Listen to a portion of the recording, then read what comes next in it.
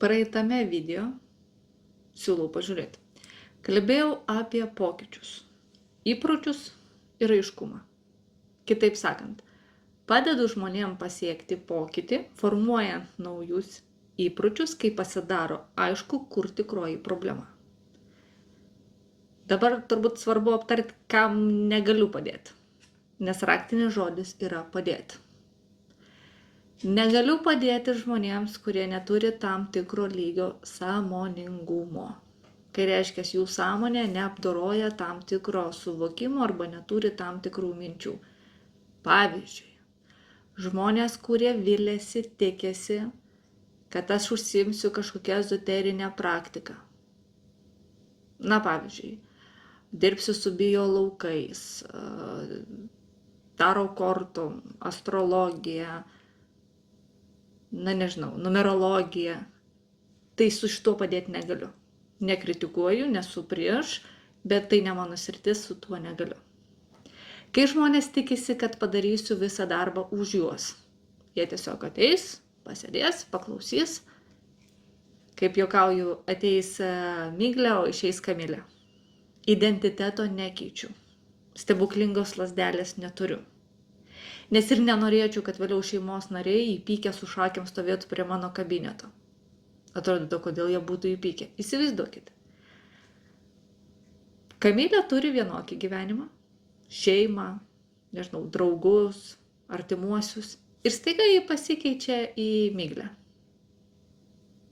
O jinai sako, viso gero, aš išeinu savo prasmės, laimės, sėkmės, bet ko ieškoti. Turbūt visas ją supantis ratas būtų mažiausiai pasimetęs. Aš jau nekalbu apie tai, kad gal net ir įpykęs. Ir dažniausiai tokiu atveju kaltina kažką kito. Tai vat. Identiteto nekeičiu, dėl to žmonės, kurie turi lūkesčius įdėti minimaliai pastangų ir tapti maksimaliai kažkuom kitu, tai ne pas mane. Su šito tikrai nepadedu. Nepadedu ir žmonėms, kurie, nėra įsipareigoję savo pokyčiui. Kitaip sakant, nesitiki dirbti. Pastangos vis tik turi būti. O pastangos reikalauja tam tikrų resursų. Jūs suprantat patys. Finansai, laikas, nusiteikimas, visa tai turi būti, kad žmogus galėtų dirbti.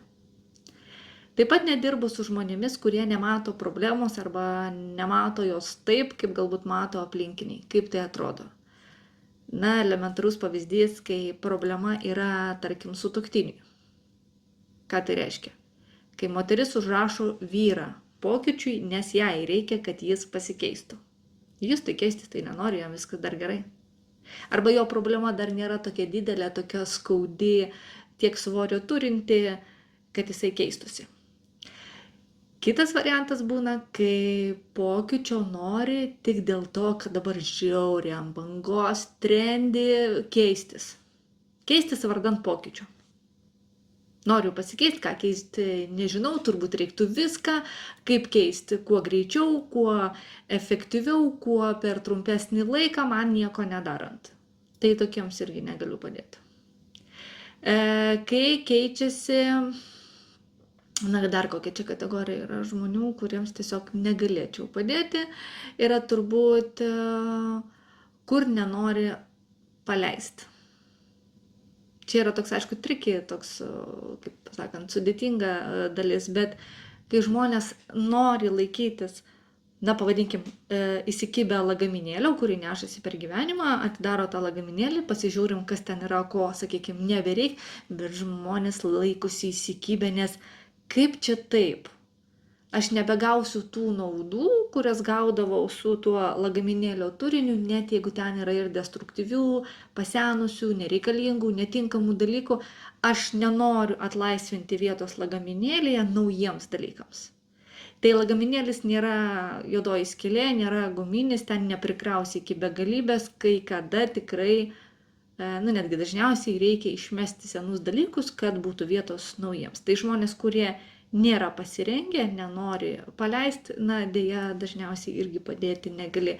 Tas suvokimas, kad atėjo laikas, kad prisirpai, pribrendai pokyčiui, vis tik yra asmeninis ir ne terapeuto darbas arba bet kokios srities specialisto, kad ir kas tai bebūtų, ne to žmogaus darbas įrodyti priešingai.